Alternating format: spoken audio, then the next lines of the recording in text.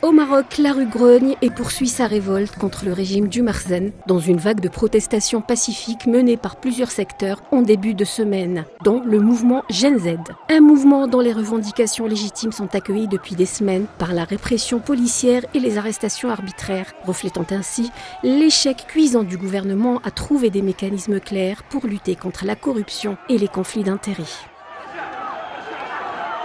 La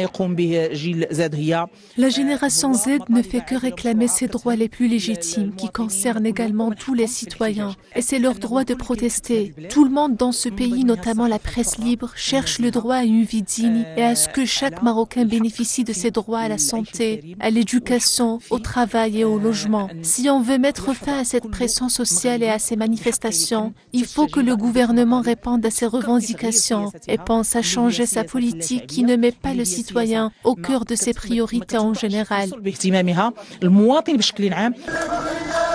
De leur côté, les syndicats marocains de différents secteurs ont menacé d'escalade et ont annoncé l'organisation de sit-ins de protestation contre la détérioration des conditions de travail et l'absence de signes de réforme. Le premier syndicat à menacer d'escalade n'est autre que celui de la santé, qui emboîte le pas aux étudiants des instituts de soins infirmiers qui sont descendus dans la rue contre la marginalisation et l'exclusion. Nous savons que le secteur de la santé au Maroc est négligé, surtout en ce qui concerne les infirmiers. Nous avons des diplômés, mais ils sont au chômage, ce qui est en totale contradiction avec le manque que nous avons dans le secteur de la santé.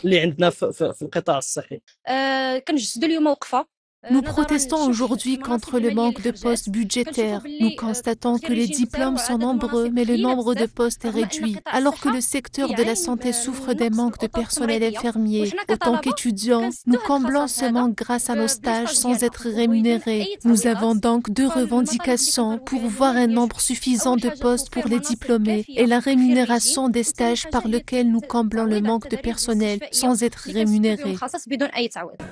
L'étau se resserre sur le Marzen qui se retrouve assiégé de toutes parts, une situation qui reflète le degré de congestion au Maroc, après la fermeture de tous les canaux de dialogue et la généralisation de la marginalisation et de l'exclusion, ainsi que la détérioration des conditions de vie. La rue est devenue l'ultime recours pour le peuple marocain assoiffé de ses droits les plus légitimes.